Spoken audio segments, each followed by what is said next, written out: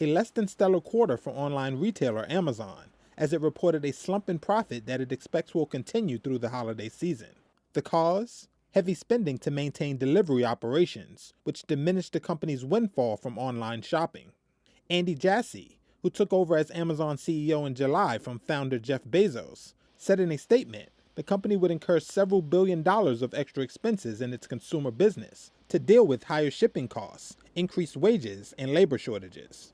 After a year of blockbuster results, Amazon is now facing a tougher outlook. The company said it expects operating profit for the current quarter to be between $0 and $3 billion, far short of the $6.9 billion Amazon posted the year prior. Amazon also missed expectations for third quarter sales, as consumers returned to stores after shopping online from their homes for over a year. Shares of Amazon were down after hours.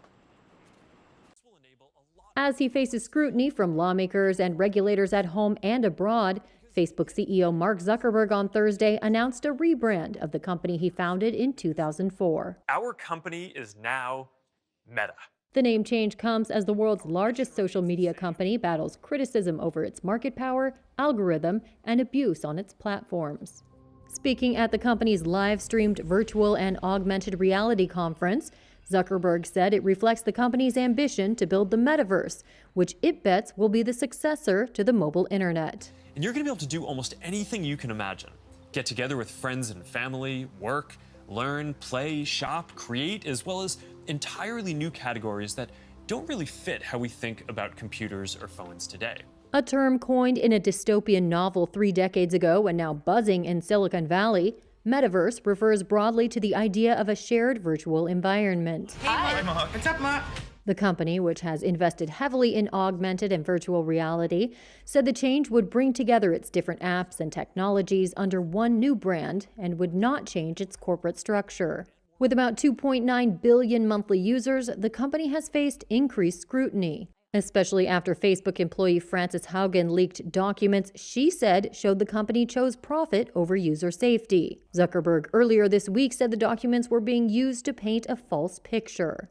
On Thursday, as Zuckerberg addressed the conference, the company unveiled a new sign at its headquarters in Menlo Park, California, replacing its thumbs-up like logo with a blue infinity icon. Its stock ticker will also change to MVRS on December 1st, but the company's namesake social media service will continue to be called Facebook.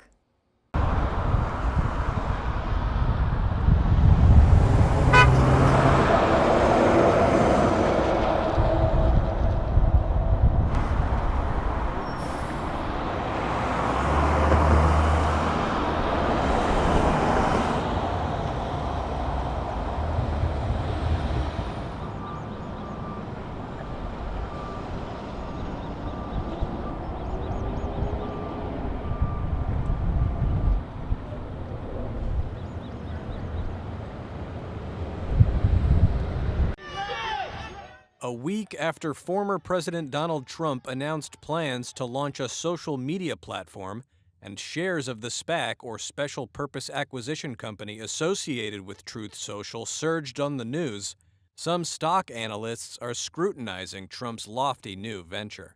It's a horrible idea. Michael Pachter is the managing director of equity research at Wedbush Securities. It's one thing to build a news channel like Fox or OAN that's a cable channel and can thrive on 1 million users, viewers, or 500,000 viewers or smaller, because the carriage fees on cable are pretty low.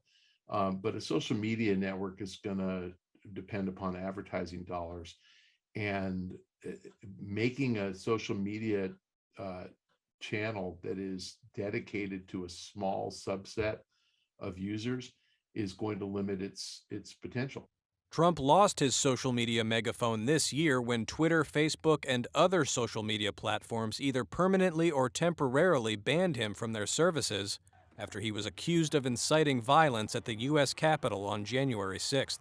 Now Trump is seeking another direct line to his supporters as he mulls a presidential run in 2024. It will be simple, it will be easy. Like Pachter, analyst Max Wolf, the CEO of Systematic Ventures, also sees challenges, telling Reuters that entering into competition with other social media platforms is not easy. look, building a new social media is very, very difficult medium because the real value here is the people on board. And so to catch up to a Facebook, you have the small task of onboarding a few billion people, which might sound easy, but it could be tricky.